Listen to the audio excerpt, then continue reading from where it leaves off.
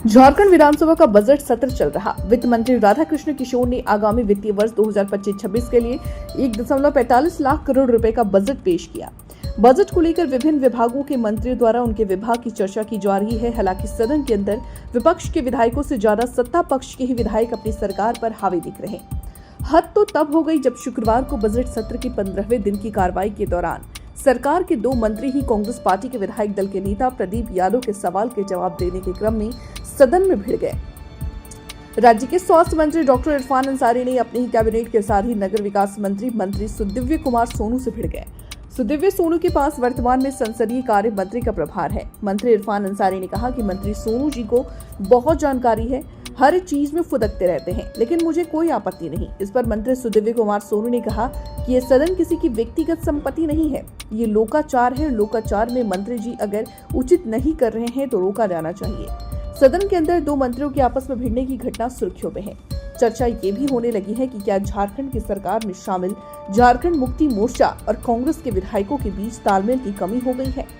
विपक्ष से ज्यादा सत्ता पक्ष के विधायक और मंत्रियों के ही आपस में नोकझोंक हो रही है। इससे पहले गुरुवार को झारखंड के मुख्यमंत्री हेमंत सोरेन ने विधानसभा में जानकारी दी थी कि उनकी सरकार धान की खरीद में तेजी लाने और फसल का समय पर भुगतान करने के लिए चावल मिलों की संख्या बढ़ा रही है। वहीं मंत्री इरफान अंसारी ने बताया कि सरकार जब धान खरीदती है तो 50% भुगतान किसानों को तुरंत और शेष सत्यापन की बात करती है। एक मुश्त भुगतान करने से भ्रष्टाचार को बढ़ावा मिल सकता है। मामले में हस्तक्षेप करते हुए मुख्यमंत्री ने कहा कि किसानों से धान खरीदने को लेकर चावल मिलों तक पहुंचने तक की प्रक्रिया पूरी करने के बाद किसानों को भुगतान किया जाता है। केवल छोटा सा प्रश्न है कि गोड्डा जिले में एक भी नर्सिंग कॉलेज सरकारी नहीं है। सरकार ने स्वीकार भी किया है कि नहीं है। सरकार ने यह भी स्वीकार किया कि भाई बच्चों को प्राइवेट नर्सिंग कॉलेज में पढ़ना पड़ता है। और आपके ध्यान में भी होगा कि दोनों की फी में कितना अंतर है। हमने कहा कि भाई सरकार यह भी मान रही है कि वह नर्सिंग कॉलेज बन के तैयार है।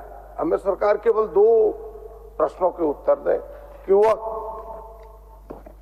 कब बना और कब तक चालू होगा, केवल इतना बता दें।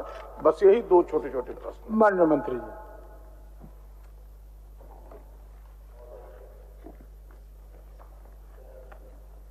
प्रदीप जी का जो प्रश्न है महोदय कि क्या ये बात सही है कि गोड्डा जिला में एक भी सरकारी नर्सिंग कॉलेज नहीं है महोदय? ये मैं स्वीकार करता हूँ महोदय, वहाँ कॉलेज नहीं है। निश्चित तौर पर वहाँ कॉलेज होना चाहिए था।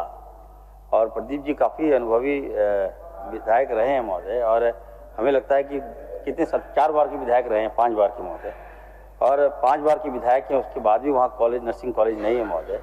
तो निश्चित तौर पर मैं कहूँगा महोदय कि मैं बहुत जल्द गोड्डा को महोदय नर्सिंग कॉलेज की सौगात में दूंगा महोदय। दूसरा है महोदय, राज्य में महोदय लगभग 14 नर्सिंग संस्थाओं को संचालन हम लोग कर रहे हैं महोदय, 14 कर रहे हैं महोदय। कल्याण विभाग के अंतर्गत महोदय प्रज्ञा महोदय और सुन लीजिए और कुछ बोल रहे हैं, एक साथ जवाब दे दीजिए। समझने का प्रयास कीजिए ना, सौगात की जरूरत नहीं है। कॉलेज बन के तैयार है, आपने स्वीकार भी किया है। प्रश्न को पढ़िए जो उत्तर आपने लिखा है। भवन बन के तैयार है।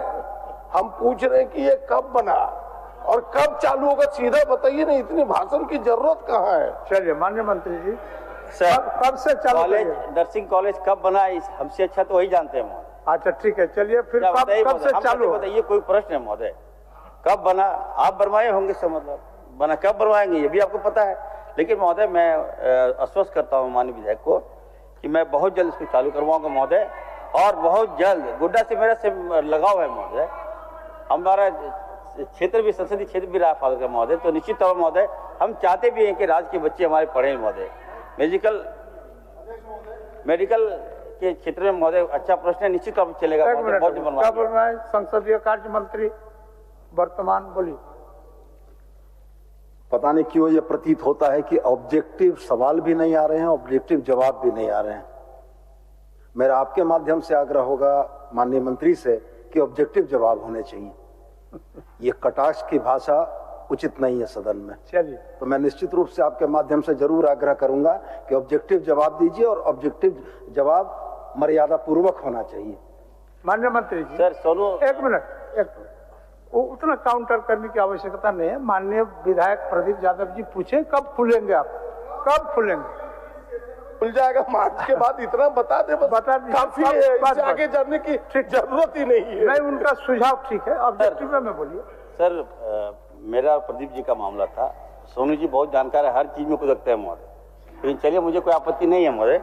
मैं ये कहना चाहता हूँ, ये सदन किसी की व्यक्तिगत संपत्ति नहीं है, नहीं कोई बात है, ये लोकाचार है। और लोकाचार में अगर मैं अगर बात कर रहा हूँ उनसे महोदय, नहीं कर रहे, चलिए रोका जाना चाहिए। हो गया। कब मार्च में?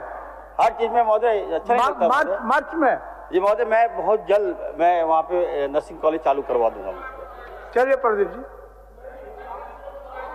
इसको टालिए मत अध्यक्ष। मुझे कितना सटीक सवाल है कि भाई ये अगले सेशन में होगा कि नहीं। अगर सरकार सक्षम नहीं है तो अगले सेशन में नहीं होगा, अगले साल बाद होगा। हम तो केवल इतना जानना चाह रहे हैं और हमें लगता है कि बस आग्रह होगा।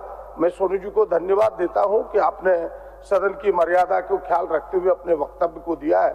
मैं और संसदीय कार्य मंत्री, उनका दायित्व भी बनता है संसदीय के प्रभार में कि भाई सदन स्मूथली चले। अध्यक्ष के बाद, सदन के नेता के बाद किसी का दायित्व है तो उन्हीं का है।